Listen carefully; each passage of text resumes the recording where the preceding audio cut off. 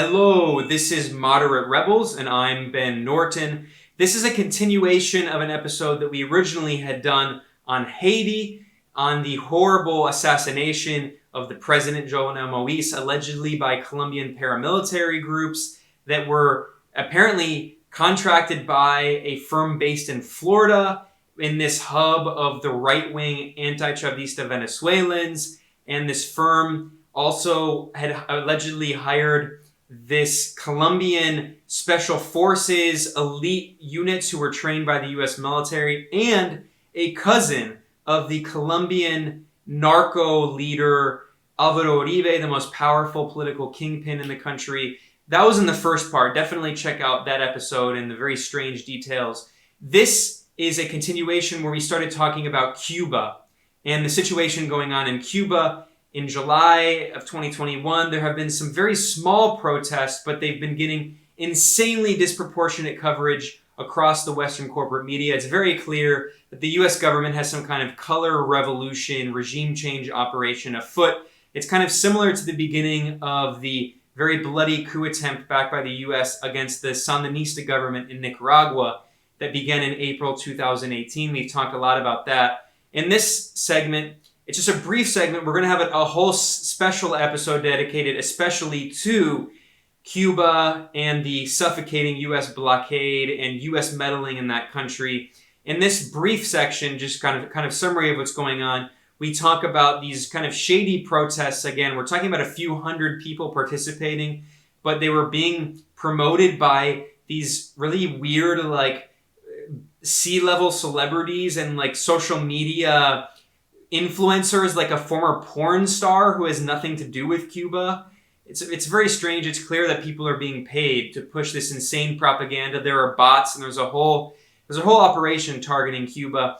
We also talk about the suffocating U.S. blockade of Cuba that has gone on for over 60 years now. Totally illegal. In fact, just 2 weeks ago, today is July 12th, just 2 weeks ago at the end of June, almost every single country on earth, almost every single UN member state voted against the illegal criminal U.S. blockade of Cuba. Over 180 countries voted against it. There was only one country at the UN that voted in support, along with the U.S., and that was apartheid Israel, the 51st state. And then there were 3 U.S. puppet regimes, far-right governments that abstained in the vote. That's the Bolsonaro regime in Brazil, the Ivan Duque narco regime in Colombia, and the Nazi-infiltrated government in Ukraine we talked about.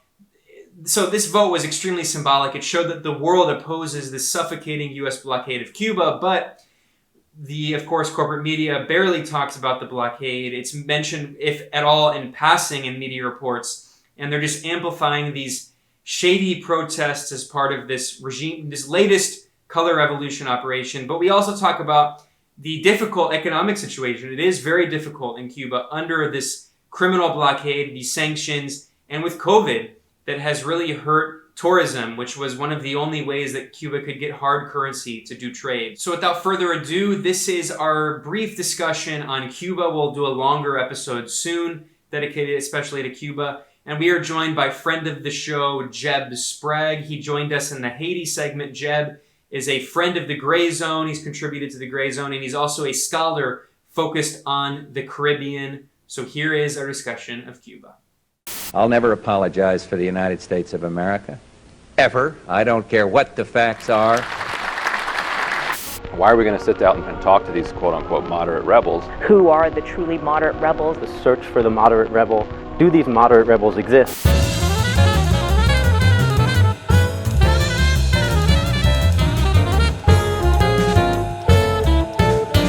Moderate rebels. Let's kind of pan out then, because you bring up your scholarship on the Caribbean as a whole. Let's just move an island over to Cuba, since we have a massive food fight going on in the chat. And I don't know how big these protests are. You can never really see the way that they're not big. From all the videos published, they're not that big. And even the New York Times reported hundreds of people, which is generous. Yeah, I mean, it's considered remarkable that there are protests in Cuba at all. Um, actually got to spend like a month in Cuba during the special period, during one of the harshest times during of the revolution after the Soviet Union had collapsed. There were no subsidies coming in. The embargo was tightened, and the U.S. had engaged in this attempt. I think they were using Mario Vargas Llosa as their intermediary to Fidel to normalize with Cuba, but they were demanding that they basically be looted. They subject themselves to a Russia-style situation. So that fell apart, and the embargo just set it in again. And what I saw was it was harrowing. It was a harrowing situation.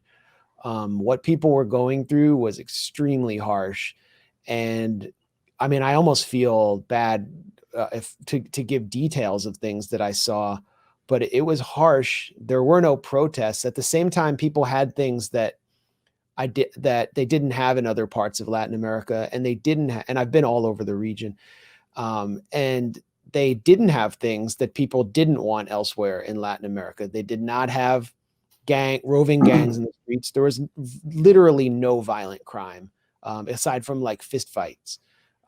Total safety, total freedom of movement. There was medical deprivation because of the Helms-Burton Act, but you were able to get homemade pharmaceuticals. It was really remarkable. I mean, being with friends who got sick and then going into a pharmacy and getting homemade antibiotics for free.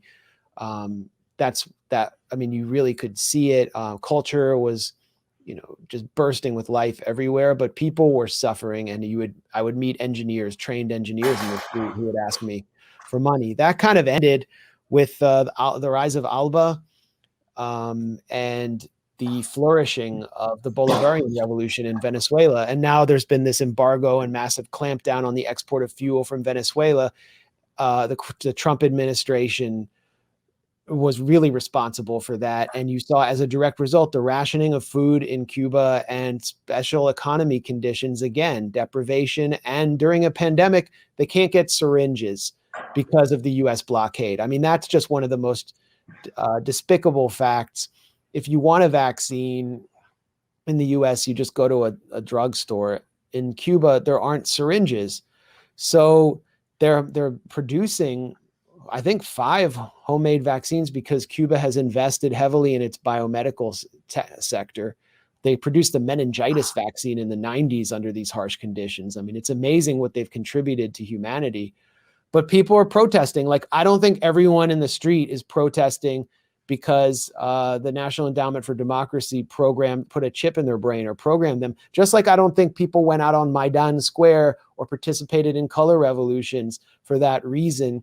They just don't. A lot of younger people might not have the political education to understand that what is on the other side of a color revolution is deprivation like they've never seen in their lives, is transformation of their country into the Dominican Republic, a neo-colony of the US. I mean, you can go to Santiago in Cuba on the east side, go up on a hill, and you see Haiti. And that's the alternative. So Cuba doesn't have that. And so there are people protesting in support of the revolution now, in support of the government, unreported by US media. And then beneath the surface, there is a color revolution operation taking place through the San Isidro movement and various actors that have been cultivated by the US government. The Biden administration is definitely, I mean, Biden just released a statement supporting what's taking place, obviously not acknowledging that he and his administration have refused to go back to the Obama policy of normalization and rolling back some of the sanctions that were causing so much hardship. I think this actually is, I mean, look at Jen Psaki's disgusting statement today. This is all the result of economic mismanagement by Cuba. I mean, it's disgusting. So those are just my off the cuff thoughts, because we're getting a lot of requests to talk about Cuba in the chat. We need to address it. Jeb and Ben, Well, I want to, it's too much to do Cuba and Haiti in one chat. I mean, in one live just stream. give your little. But I do want to say that we are going to do a stream on Cuba. We should do one very soon to talk about the situation, and hopefully we can get a guest with slightly better internet. Unfortunately, it didn't really work out in Haiti super well, but Yeah, I mean, there's so much to say. As for my brief thoughts, I mean, it is so incredible seeing the propaganda. Max mentioned that there have also been protests in support of the government. And what's incredible is that we've even seen so much fake news, not only from government officials like a Peruvian right-wing minister who is now supporting Keiko Fujimori, the fascistic candidate who's trying to steal the election in a slow motion coup. He, from her party, this former minister, he tweeted this photo that went viral of a protest in February 2011 in Egypt and said that it was Cuba with these thousands of people holding Egyptian flags as if people couldn't tell how different the Egyptian and the Cuban flags are. And there are many other accounts. There's clearly bot accounts. And we know from the coup in Bolivia, even the Inter-American Commission on Human Rights, which is extremely biased, which is an arm of the coup plotting OAS, even they, which is an arm of soft power against Nicaragua and Venezuela and Cuba, even they acknowledged that during the 2019 coup in Bolivia, backed by the US, that there were at least 68,000 bot accounts created to spread fake news and propaganda, claiming that there was fraud, a total lie, a totally false claim, trying to push the coup against Evo Morales in Bolivia. It's very clear. We also have evidence showing that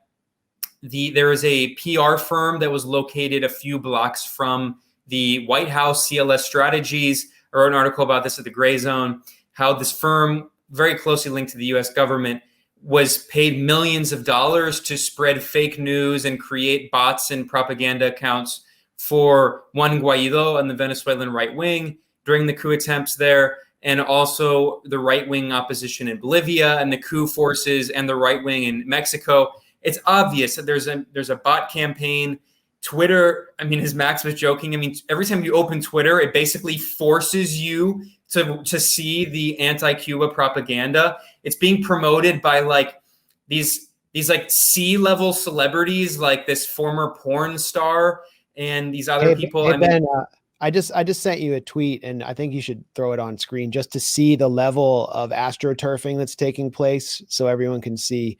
And it really does mirror the reporting you did about CLS strategies in Bolivia and elsewhere. Yeah, I mean, so here's Mia Khalifa.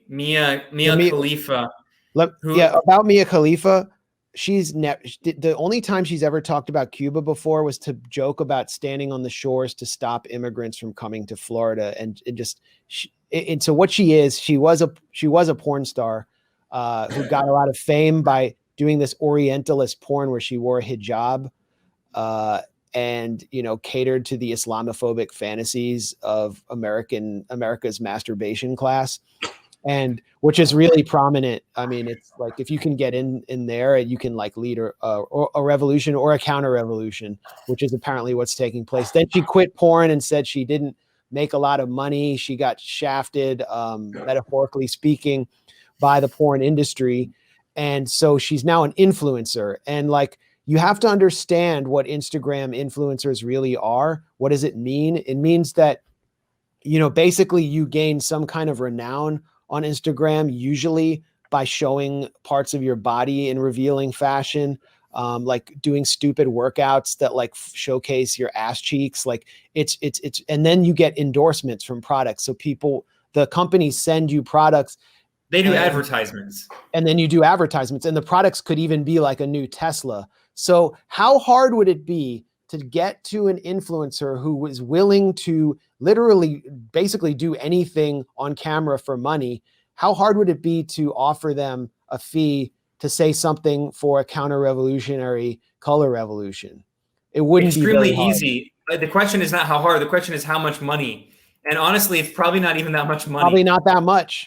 And so she starts tweeting insults at Miguel Diaz-Canel, like the president of Cuba. Like, well, by the way, this is like I saw this as like a big story all across the Spanish language media right now. Like here in Nicaragua, I saw stories about this. She called the president of Cuba, Diaz-Canel, she called him a cingao. Cingao is a very specific Cuban slang word. This is a woman in the US who doesn't speak Spanish, yet alone Cuban slang. Her tweets are being written for her by this like right-wing anti-Cuba forces. So it's very clear what's going on here. It's very clear that these bots are pushing all this propaganda. And I just wanted to mention really quickly, I mean, we'll go further in depth into this in a stream that we're going to do on Cuba. If you can show what those bots are doing, it's interesting because it's the same message scrolling over and over, and the messages are directed at Mark Anthony and other prominent Latin American influencers. So they're basically trying to get influencers to speak out for this color revolution, and Twitter is not intervening as they do. You know how when they flush out Russian or Syrian bots and the DFR lab will make the attribution. That's not happening here. So we're going to probably because Twitter is an arm of the U.S. government. I mean, we talk about it all the time. Twitter, all these big tech social media corporations are just arms of U.S. soft power.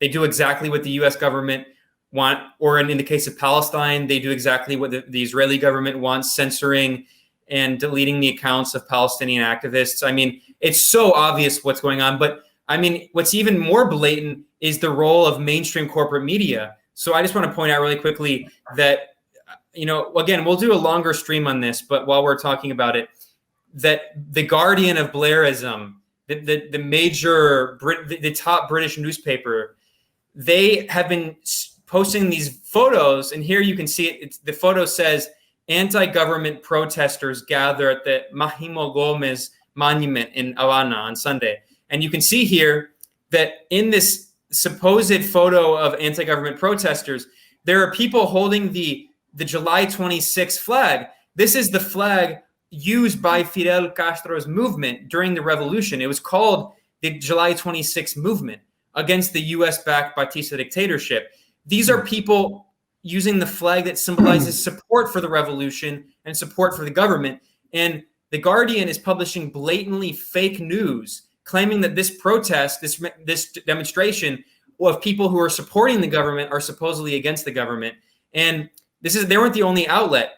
There's also this outlet here, El Nuevo Dia, which is a corporate outlet in Puerto Rico, a U.S. colony, which is actually suffering egregiously under COVID and under privatization of electrical grid and the aftermath of the hurricane. And of course, the U.S. media never talks about the horrors that Puerto Ricans suffer under. And a lot of Puerto Ricans on social media have been talking about the irony that everyone's talking about Cuba and all the corporate media outlets, and no one talks about the suffering that they're going through now with all these blackouts caused by the U.S., the junta, the dictatorship imposed on the colony of Puerto Rico, forcing the privatization of their electrical grid. And now there's all these rolling blackouts. But meanwhile, the Puerto Rican corporate media is also using these photos of pro-government rallies in Cuba and claiming that they're examples of protests against the government. I mean, we're talking about blatant fake news. This is like a textbook example of a psyop. This is information warfare, sending out fake news to try to make people think there's some kind of big uprising, like they're calling it a revolution. It's by definition, it's an attempted counter-revolution in Cuba, and they're spreading all of this fake news, and it's not even like good fake news. Here's another example here I was talking about of, it looks like finally this Peruvian right-wing politician deleted the tweet, but here you can see on the left, there are all these bot accounts tweeting this photo, and you can clearly see the Egyptian flags here. And it's from, I mean, this is information warfare. Yeah, that's Alexandria. Jeb, go ahead. I was just going to say, when we look at protests and, in different parts of the world, you can't look at them exactly just through the scope of, like, say you're in Portland, like Antifa and MAGA people out, protesting and police and, these different factors. When you look at a country like Cuba or in different areas of the world, I mean, it's been under like a state of intense economic war, a brutal siege for, 60 years now. And still, I mean, just giving examples, I think like the UN officials a couple of years ago were saying that they did a study and they were saying that the country had lost $130 billion because of the U.S. blockade. I actually think, and that was the United Nations estimate, which is conservative. I think that's what I was going to say. I think that's actually a very lowball figure. And just from experiences from doing research in the region, I remember being in the Dominican Republic and meeting a guy that was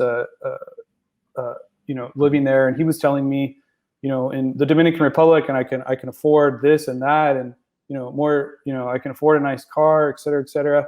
But if I get in a car accident, nobody's gonna like walk over and help me. Like there's a whole. He was just saying the way that people act in Cuba after 60 years of socialism, even if it's a socialism that's under siege with so many different contradictions, it leads to a different, it's helped to spark a different mentality amongst a lot of people. And I know, for example, in Haiti, which has just received tremendous amount of help from Cuba over the years, and the medical brigades that operate in Haiti, the University of the Foundation of Aristide, medical doctors have taught there, where, unlike other presidents in Haiti when they left power that just like went to Miami or like, robbed a whole bunch of money, he stayed in the country when he came back from exile after the coup from South Africa, and has a university where Cubans have worked there. Aristide's actually in Cuba right now. He contracted the coronavirus, and he's healing in Cuba right now. So it's an interesting full circle to our conversation.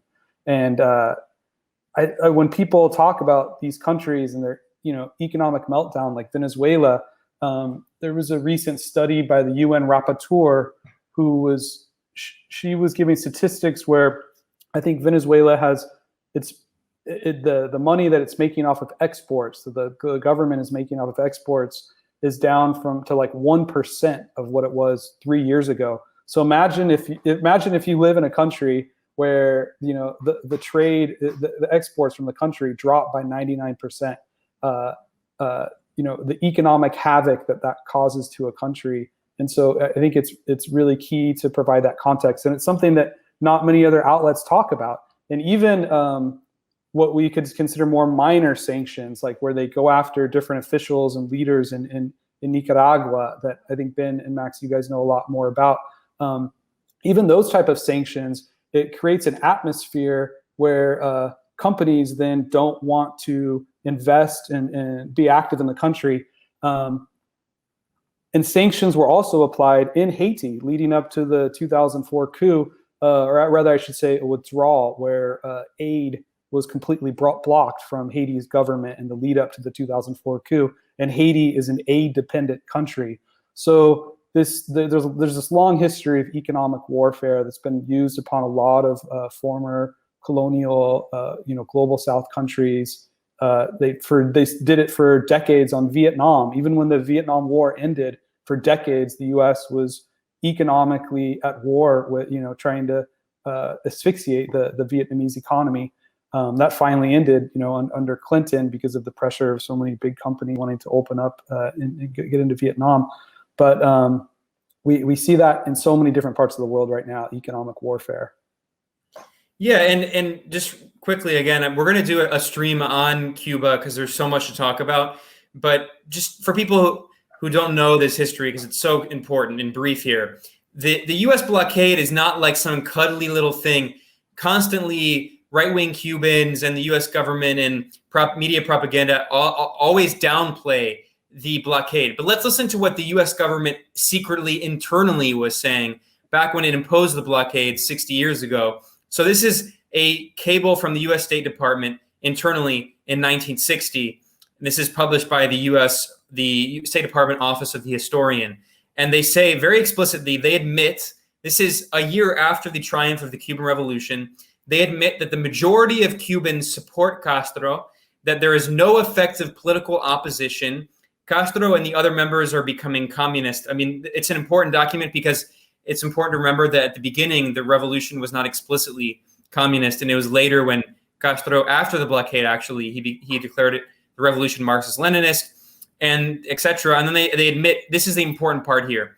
They say, the only foreseeable means of alienating internal support in Cuba is through disenchantment and disaffection based on economic dissatisfaction and hardship. And then it says, it follows that every possible means should be undertaken promptly to weaken the economic life of Cuba in order to make the greatest inroads in denying money and supplies to Cuba, to decrease monetary and real wages, to bring about hunger, desperation, and overthrow of government. That is the explicitly stated goal of the US blockade. To this day, it's the same exact goal. And it's something that Max spelled out in an article that he published at the Gray Zone, that in which an envoy, a top US government envoy on Iran, bragged in his book, The Art of Sanctions, about depriving Iranian civilians of food and medicine. That's the explicitly stated goal. They admit it in their own internal documents and in their own books. Of course, no one reads them, and the corporate media never talks about it. But we're talking about that when the U.S. government, through these dumb statements like we saw from Biden and Jen Psaki, claims that there's supposedly mismanagement in Cuba, that's of course a ridiculous euphemism. What they're boasting of is that they created economic hardship. In their words, they created hunger, desperation, and economic dissatisfaction and hardship. That is their explicitly stated goal. And all they're saying is that our goal has been accomplished. Thank you. And of course, the government is doing everything it can to try to help people who are suffering. And of course, that's been exacerbated many times over because of the pandemic. But the ultimate irony, the last thing I'll say about this issue on Cuba here, and we'll do another stream sometime, is that it's so cynical and so disgusting looking at the way that this is being portrayed, where it's so similar to the fake news and the lies used to try to justify the right-wing violent coup attempt here in Nicaragua in 2018. At the beginning of the protests, which were manipulated and led by these U.S. government-funded forces and which set the stage for the violent coup attempt and the violent forces to come out, in April 2018, there were these students who came out claiming that they were protesting in Nicaragua against the Sandinista leftist government's proposed reforms to Social Security. And there was all this fake news spread by them using the hashtag SOS Nicaragua, which is exactly what they're using now, SOS Cuba. It's the same US government soft coup manual, color revolution manual, Gene Sharp manual. And they claimed, and there was all this reporting, including on publications that claimed to be on the left in the United States, like Jacobin and these other outlets, claiming that it was supposedly a neoliberal reform. It's a blatant lie. The Sandinista government in 2018 had a policy because when the Sandinistas came back through democratic elections, not through a revolution, they came back in 2007 through bourgeois elections, and they were limited in what they could do. And they inherited this system of Social Security that was going to go bankrupt because of the neoliberal governments before them that were U.S. puppet regimes that sold off the country. And long story short is that the government had to keep the system financially solvent and not to go bankrupt. They had to make some adjustments to Social Security. And what the Sandinista government wanted to do is increase taxes on corporations, on the business sector, a majority increase on corporations, and then a very slight increase on average people, but not on retirees. Retirees weren't going to lose their Social Security. It was going to be on younger people, future retirees. There was a slight increase of taxes on them, which, I mean, that's what any government would do. But the bulk of the burden would be on the corporations. And what happened is that these protests were manipulated and portrayed as supposedly progressive protests against so-called neoliberal reforms, which actually were not neoliberal. And the protests against the government were backed by COSEP, the neoliberal chamber of commerce run by the business elites and the corporations, and they were backed by the IMF. And they wanted the IMF mandated neoliberal reforms, which called for cutting Social Security for people who already have Social Security and not increasing taxes on the corporations. So that entire, it was another psyop. It was an example of what we're seeing now, where these protests were portrayed as progressive to confuse people outside of the country to think that objectively right-wing protests supposedly are protests against the government, which is supposedly incompetent. And now what we're seeing in Cuba is the same strategy. They're claiming that the Cuban government has supposedly divested from healthcare. Supposedly the Cuban healthcare system, which is per capita, one of the most highly funded healthcare systems in all of Latin America, not even talking about Haiti, where people can't even get healthcare at all because everything's privatized. We're supposed to believe, according to these media outlets and the fake news being spread in Twitter and social media, that the Cuban government, a socialist government, divested from the healthcare sector, and people are protesting because of the COVID pandemic. They can't get healthcare. I mean, it's such a classic example of this fake news psyop operation that is used to try to confuse the left internationally, to build this like fake celebrity astroturfed support abroad, and to have a color revolution. It is a textbook case. And ironically, the last thing, I mean, I already said that was the last thing, but I swear, one small thing I'm going to add is it's just so funny seeing this propaganda because, like I said, I mean, there's always fake news pushed by these bots, but this is not even effective fake news. Here's this right-wing bot account, this right-wing account, and it's a right-wing Venezuelan, and he's boasting that the regime was not prepared for the protest and this moment. And he's saying that we're living through the largest citizen protest in the history of Cuba. And look at this screenshot here. There's like 50 people. And by the way, in the area where they're talking about, where there are these protests, this is an area where there are a lot of people often just walking around. And I think a lot of those people in this video that he posted are actually just bystanders. They're not even protesters. So if you look at the videos that even these bot accounts are posting, there are very few people protesting. I mean, it's honestly like that's the Malecon in Havana, and yeah, it's where people hang out.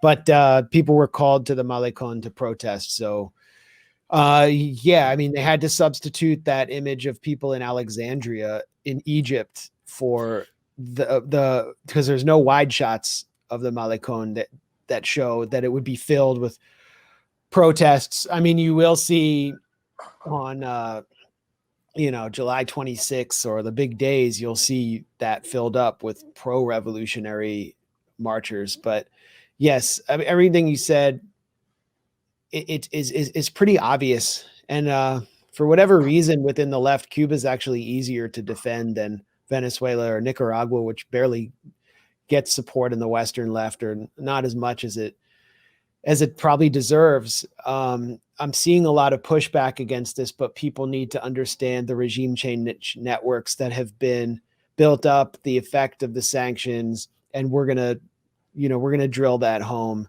on our site and in a follow-up live stream, because I think this will go on for some time. I mean, there are too many interests in seeing it continue. Go ahead, Jeb.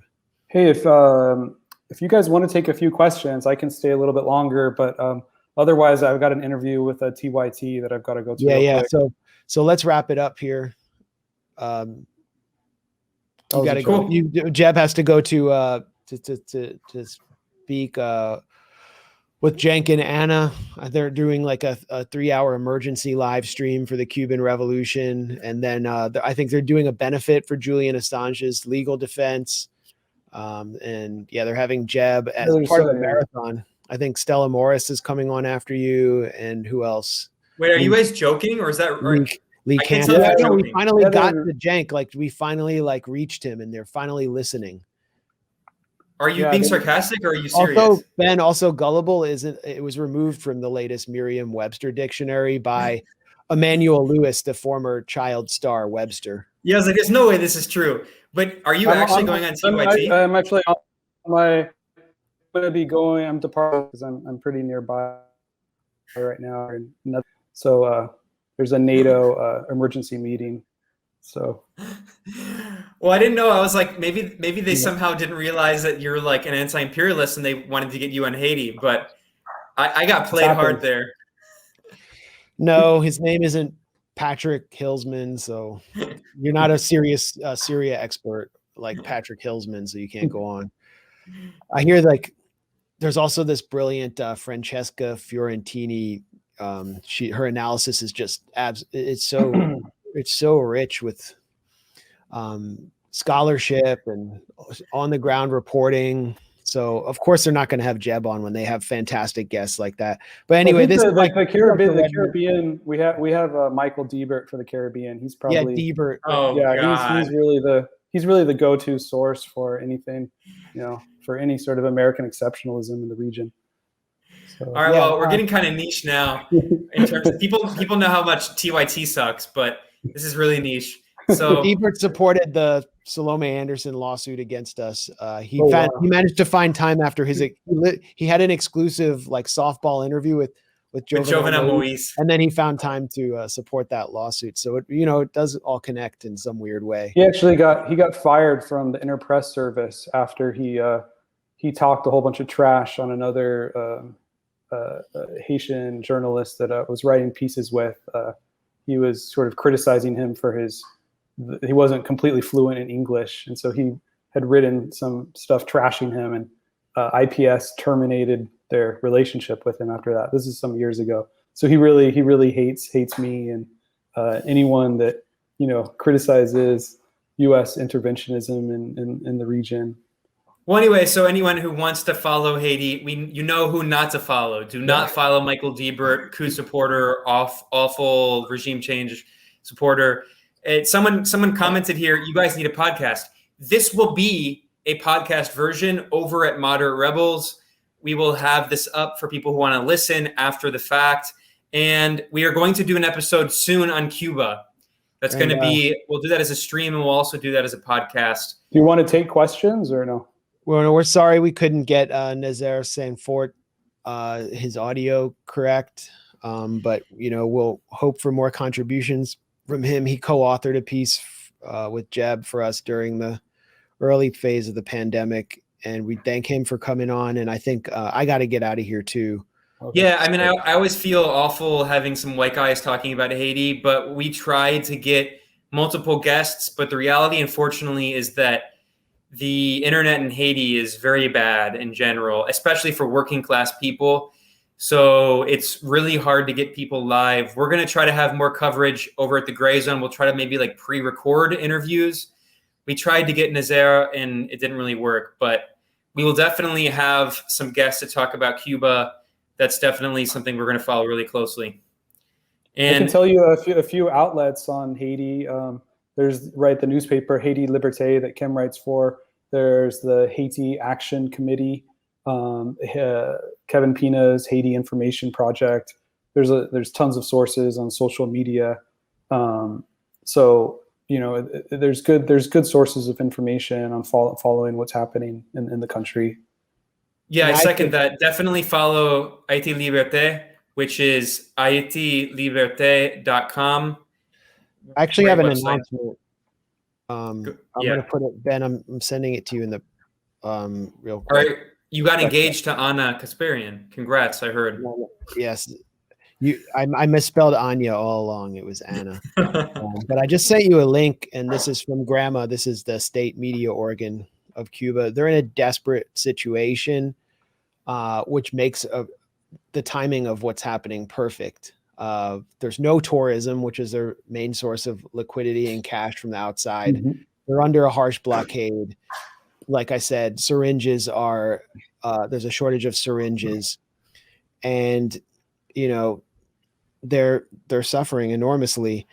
Remittances aren't even coming in because the Trump administration banned that.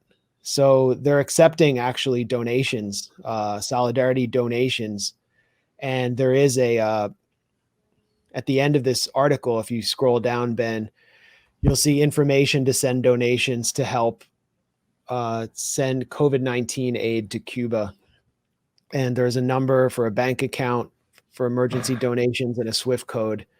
I don't know whether it's violating U.S. law to send donations, but so to be clear, to the U.S. government authorities monitoring this podcast, this brief stream, we did not actually call for people to give money to Cuba. We just made it clear that this is a possibility. We didn't tell them to do it. We just are reporting on the fact that this is happening. I mean, I don't care. Yeah, I call for people to support the Cuban people in any way possible. Absolutely. Come and get me. Like a guy actually went to jail in the U.S. or was fined for sending a piano to Cuba.